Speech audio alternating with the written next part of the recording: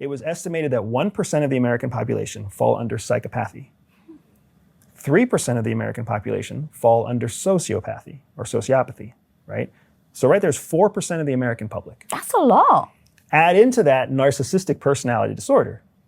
That's 6% of the American public. That means 10% of the American adult population, empirically, are either psychopaths, sociopaths, or narcissists. And just to quickly do the math, that's... Say it. Is it 30 million. 30 million? 30 million I was like, adults. in my head I paused because I was like, I can't be doing the math right. You're doing the math right. That is the reaction that anybody should be having right now. 30 million people fall into one of those three categories. So when you meet somebody who acts like that, yes, they are an extreme, but you shouldn't be surprised because 1 out of every 10 is going to be one of those people. You're going to meet 10 people today. There are more than 10 people in your office, right? Empirically, 1 out of every 10 people is one of those three categories. All right, how do I test this? They do a chapel service, a little ceremony for the kids that rank up, and then a game, and then there's a sermon. Well, earlier today, I found a Post-it note. It was along with some other trash on the floor, and there was a verse on it. I have various verses that I write on Post-its every now and then. I'll put it up on the wall sometimes, and this one was First John chapter 4 verse 7 says, a man who loveth not does not know God, or knoweth not God. And it made me think, well, I thought about my estranged husband. He doesn't have the ability to truly love. Every act that resembles love is an act of manipulation. All that he does is based on the use of the individual, the energy sucking nature that he has. And so I'm at chapel, and the man that was preaching, Brother Ian, Valentine's Day is in a few days, so brings up the subject of love.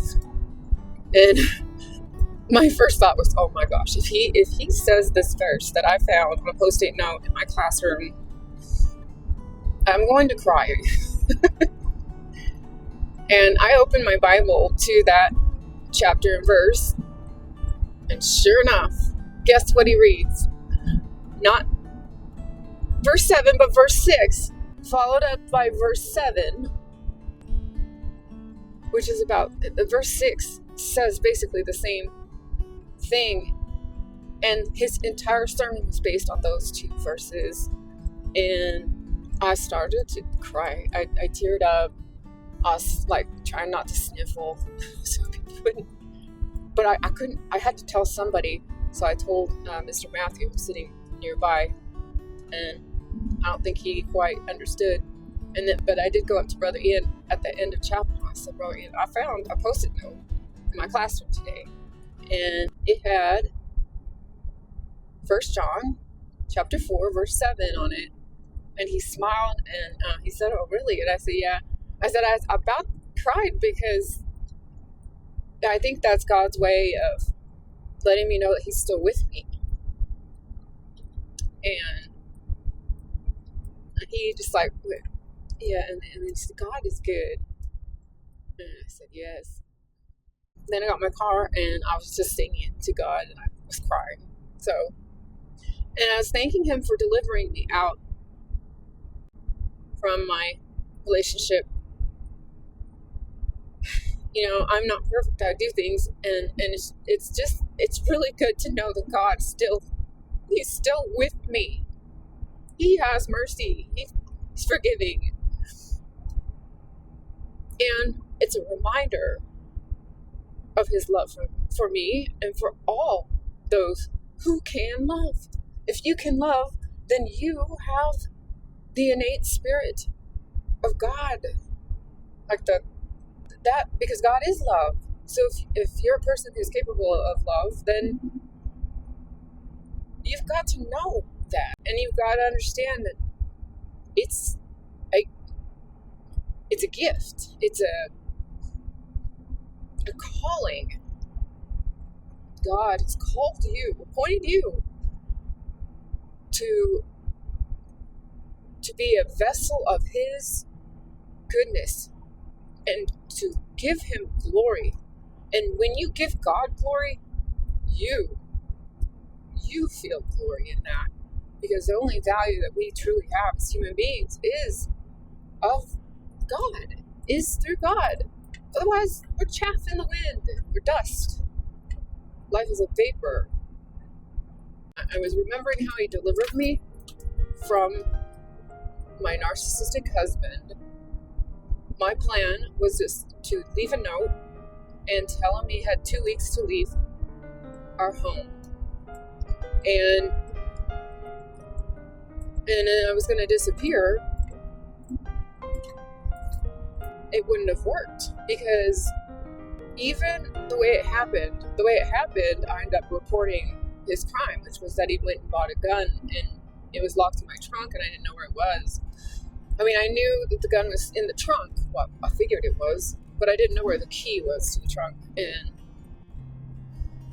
I didn't think I misplaced it, because I was very purposeful with where I put it. And I got scared one day because of what he had done, and so I finally reported him. Well, that led up to me getting an order of protection. I was so afraid he was going to come after me after reporting him, especially. And I went and stayed at a safe home for 3 weeks with my little guys. Got the order of protection, detailed out all the ways that he was abusive toward me. And even then, you know where he's at a lot of the, he's talking to my mom, he's talking to anybody who's ever been supportive of me. He's trying to get them on board with the false self, the one that he shows everyone else. And I get it, because if I had only seen the false self of this guy, I'd think he was the greatest guy ever. I'd have no idea that he was this cold, demonically acting. Nowhere that you completely disagree with.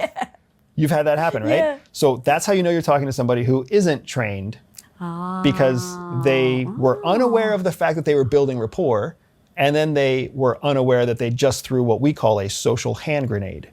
They threw a social hand grenade out there and then exploded the whole relationship, and you're like, you're crazy. So that's almost like a cool. sign that someone isn't trying to do that or manipulate you, because they wouldn't have said it if they were. Right, exactly. Because a person who is skilled at manipulation, who is skilled at social engineering, or social mechanics, if you will, that person knows how not to step on landmines. So when someone's very skilled, when someone makes no errors, we like to think, oh, this must be a match made in heaven.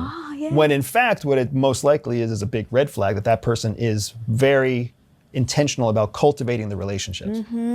When we look at know, like, trust, when we look at that process, when we go from 0 to full too fast, we're trained to raise a red flag in our own brain. I like this person too fast.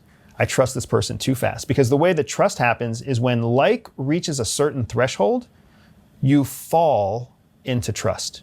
You've heard the term falling in love. What is falling in love? Falling into trusting somebody. That's all falling in love is. You're falling into trusting somebody with your body, falling into trusting somebody in your house, falling into trusting somebody with your kids, falling into trusting somebody with your money. That's all it is. It's falling into trust. Because we fall into trust all the time. So many questions. Okay, so you said it gets to a point where like falls into trust. What typically is that turning point? It's different for everybody, because it's based on your personal background, your experiences, your personality, as well as the situation or the context. So for example, an extroverted person, somebody who likes to be around people, is more likely to fall into trust faster than an introverted person, because an introverted person does not find it easy to be around people. So you've given those two examples, introvert, extrovert. What other potential examples are there that you have seen where it's like, okay, depending on which category you're in, you're either more likely or less likely to trust someone? It falls into some very clear categories. There's an age category. Under the age of 25, far more likely to fall into trust. Partly because you haven't had experiences that have damaged your trust, because you, in the brain development cycle itself, you're still technically in puberty. People don't realize this. Puberty lasts until 25. It does not last until 18. So you're far more willing to take risks from age 18 to 25 than you are from age 25 on. Wow. So that's why you drive crazy motorcycles. That's why you start businesses. That's why you think of all the stupid from 18 to 25, Lisa. I don't know how I'm still alive. We're all like that. Yeah. And that's a big part of why under the age of 25, you're more likely to fall into trust faster. And then it happens again. It happens again over the age of 65. What?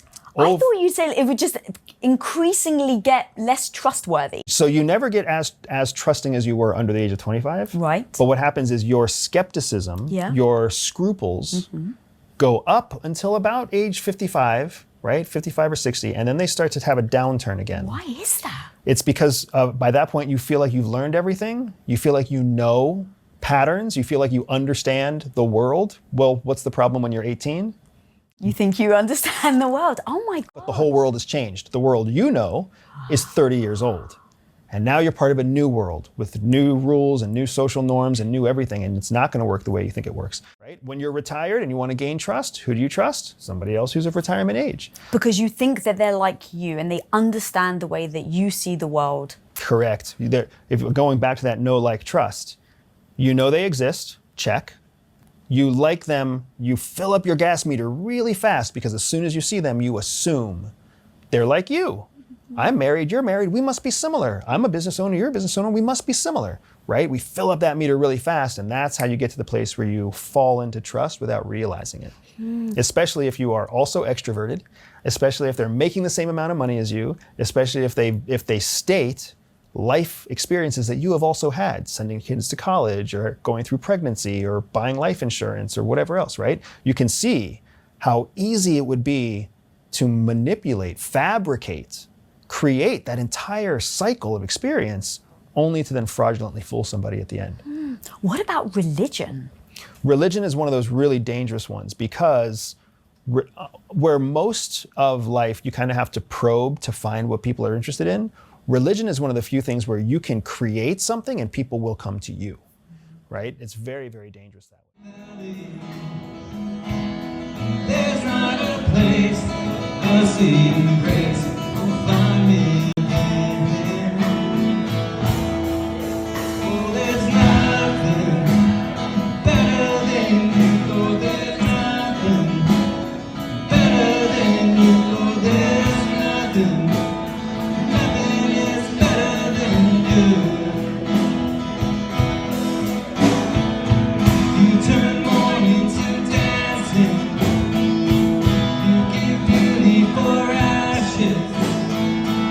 You turn shame into glory. You're the only one who can. You turn grace into gardens. You turn bones into armies. You turn seas into highways. You're the only one who can. You're the only one who can.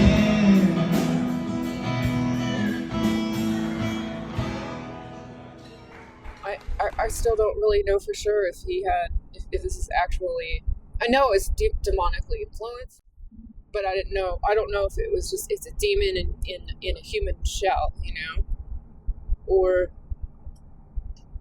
if it's just an empty void person, and then the demon is easily comes in and uses this individual. I don't really know. I know it seemed like he had a few different personalities, two obviously very distinct ones, and that would be the false self and the real self, or the lack of self, the no empathy, scary person. So I'm in the process of compiling arguments related to his second long-term affair. I think he probably had some other short-term affairs, but he had two distinct long-term affairs during our marriage, and the second one was even more insidiously horrible, because this woman pretended to be my best friend, and I didn't know about the details of their physical, the stuff that they did that was physical, messing around, her touching him, and her breast in his mouth. He says just one. She's got some giant jugs. If that had been known right off the bat back in the beginning of 2023, I wouldn't have been inviting them to come and spend the night with us time and time again. I wouldn't have invited them to my son's, he was turning 3 at the time, his birthday party at the lake house, and had her and her husband spend the night with us at the lake house. I wouldn't have wanted anything to do with her. No, you're sick. And so I've been compiling, because he's told everyone that no, there was a lot of encouragement with their relationship, and too much encouragement. He let them get a little too close, but no, he did not do anything physical with her, and it wasn't an affair. So that way, people can see him as this loyal, good-hearted person who just had an anger problem, I think that especially men like my dad and this other man, John Dvorak, who have both really been torn up about his experience and been very pitiful, pitying him that he can't be with his family, can't have his wife back and his boys. They felt really bad for him. I think if they knew that he had done this to me, cheated on me for a long time, I think that they would have a different opinion. They might not feel as bad for him, So that's what I'm doing, putting that together and putting together some pictures to go behind it, and some of the evidence, some of the text messages. I'm going to try to keep it just factual, because that's what people need, I suppose, just the hardcore evidence of his lies and deception. They don't need my opinion about it. So, anyways, God bless you. Thanks for watching. No identity is a mess. Is an absolute narcissist as seriously stupid people, as dummies, the quintessential, epitomized dummies.